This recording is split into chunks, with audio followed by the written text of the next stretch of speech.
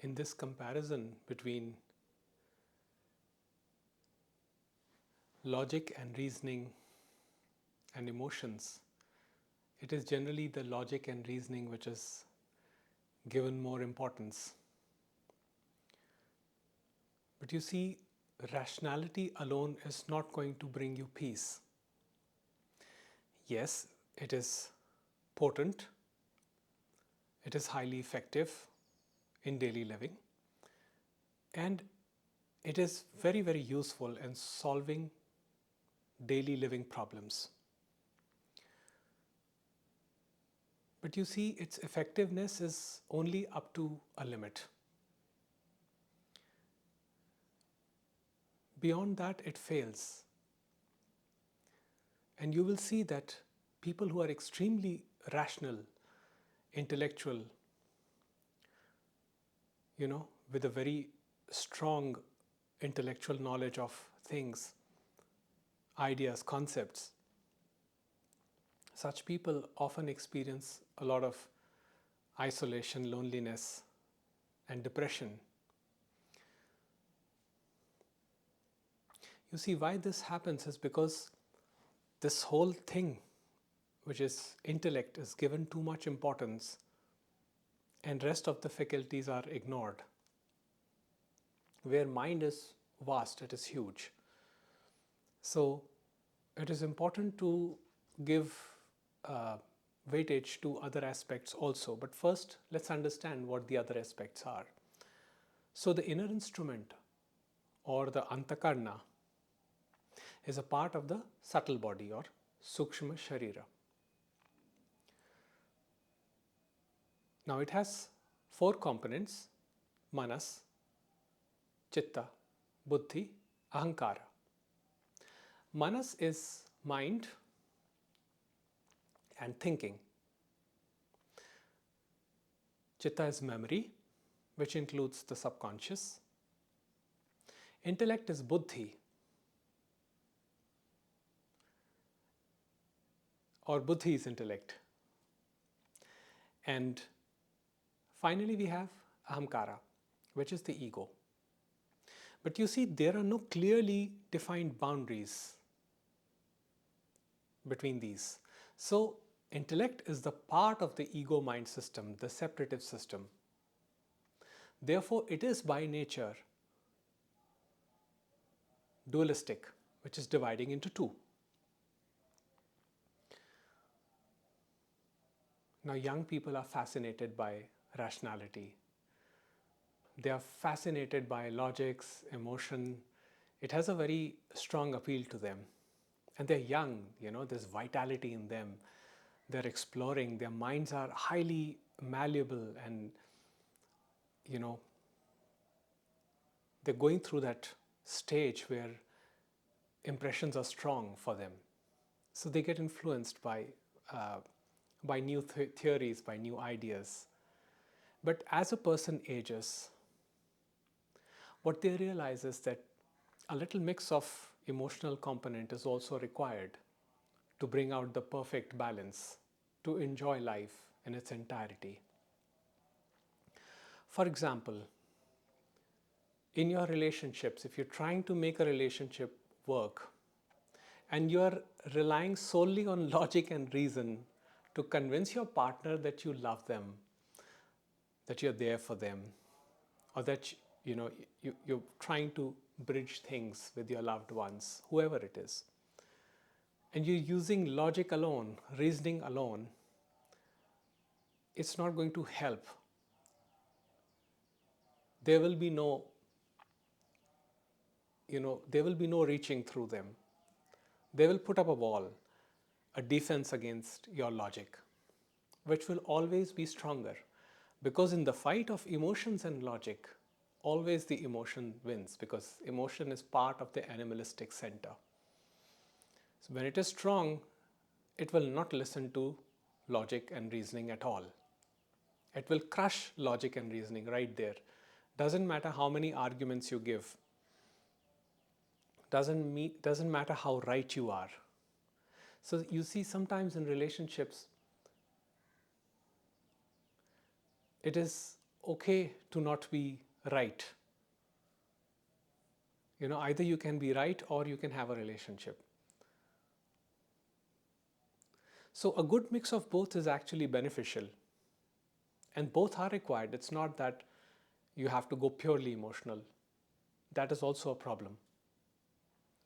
Similarly, in the case of, let's say, a surgeon performing an operation, a procedure, logic is required, reasoning is required, sharp thinking is required.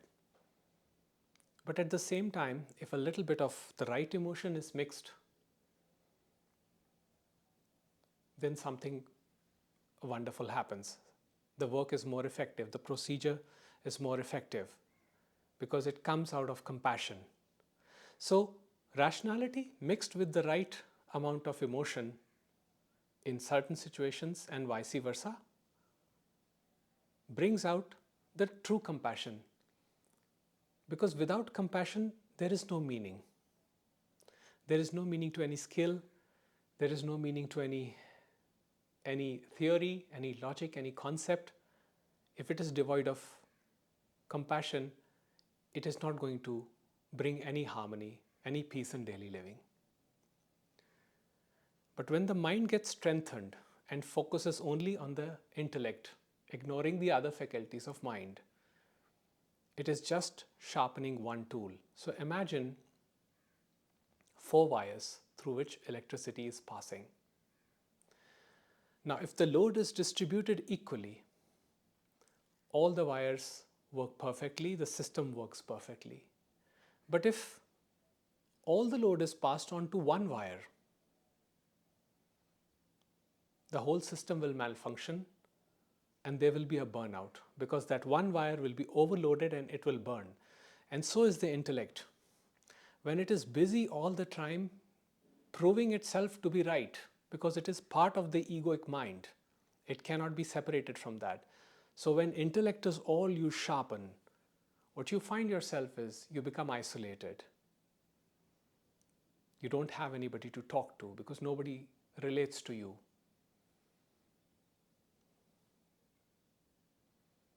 Because you just cannot show emotions. You've never even explored that aspect of yourself. What does that mean? How does that arise? You're acting purely logical. In fact, you're trying to translate your emotions also into logic.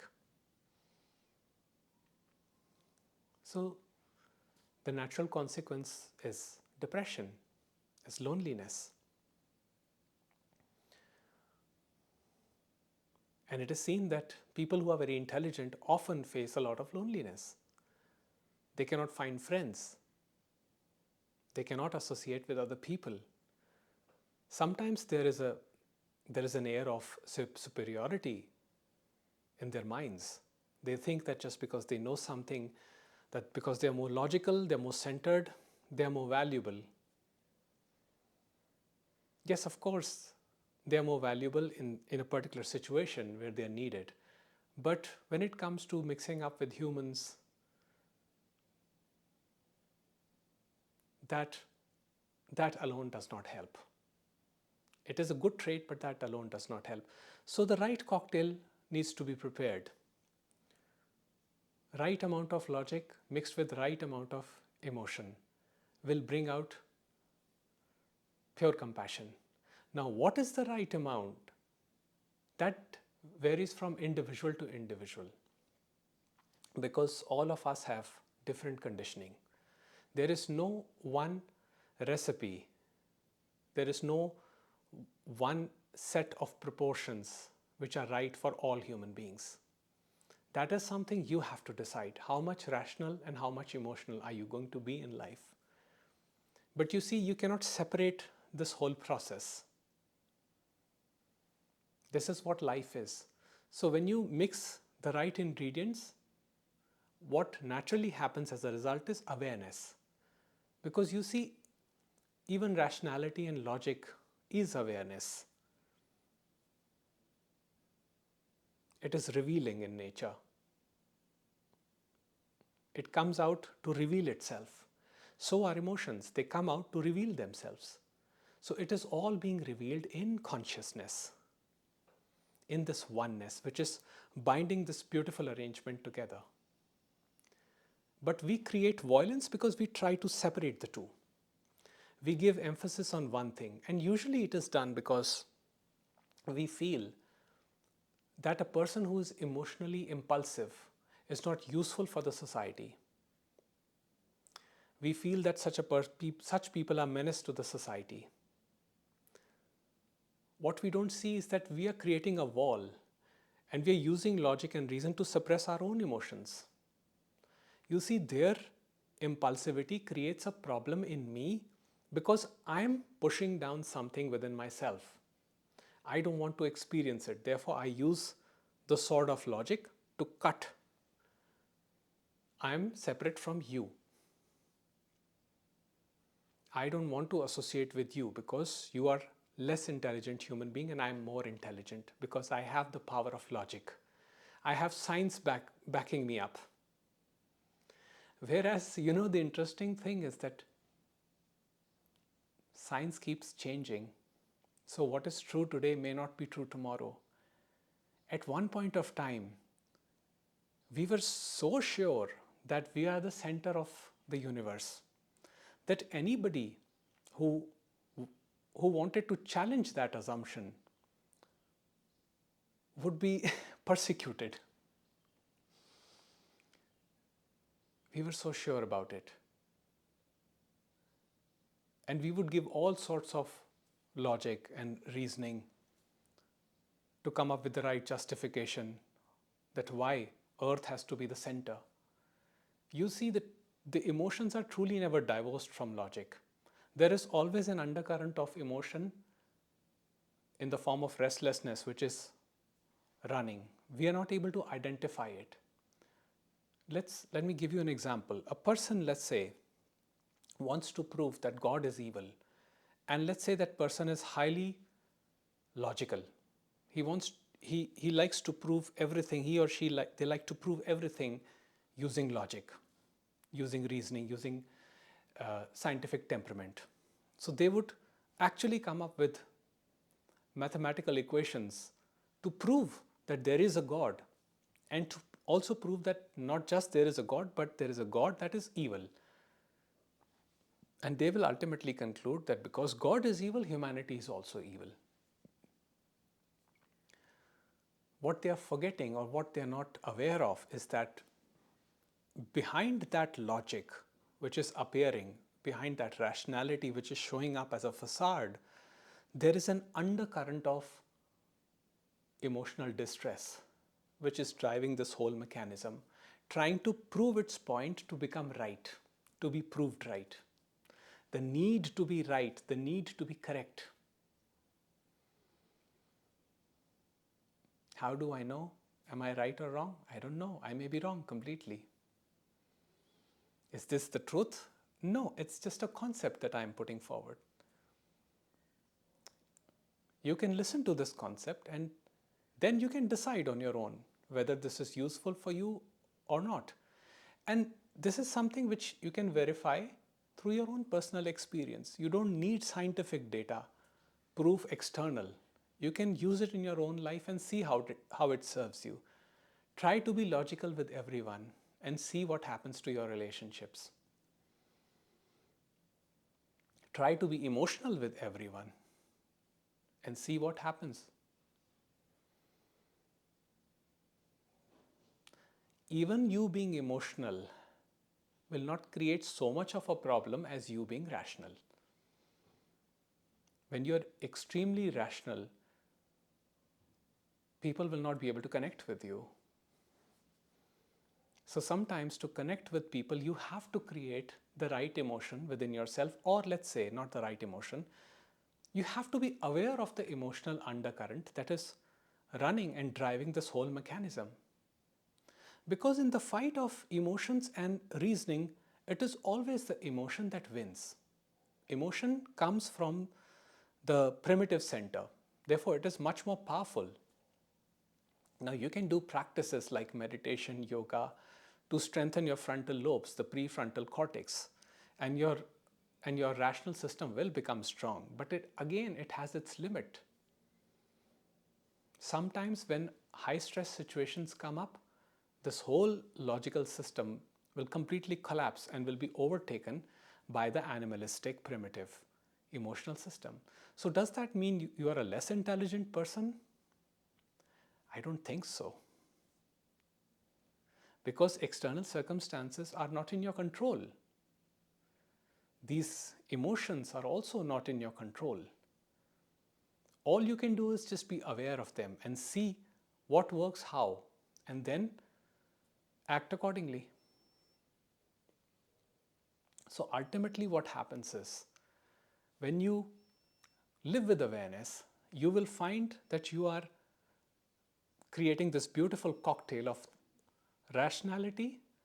Now, again, I say rationality has its importance in life. I'm not devaluing rationality in any way. It has its importance. It is required for daily living. But so are emotions. A person who is divorced from their emotions is not of much value to either themselves or to others. It has to be a mix of everything. When there is a balance between two, something beautiful happens. Awareness, which is the awakening of the heart. Now, when I say heart, I'm not talking about the physical organ. I'm talking about the spiritual heart, which Ramana Maharshi would say is on the right side of the chest, not on the left side. And I think even in the Bible, I don't remember, but I think it's in the Ecclesiastes. I'm sorry if I'm pronouncing the wrong name.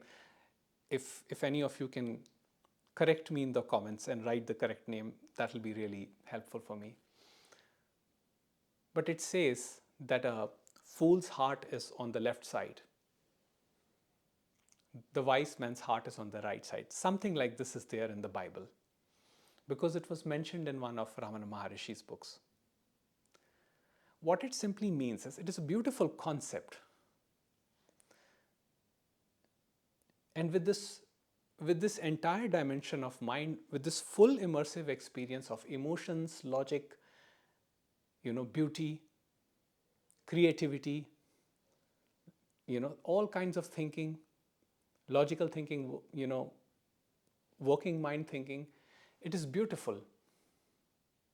It is the complete bouquet. So why would you be selective?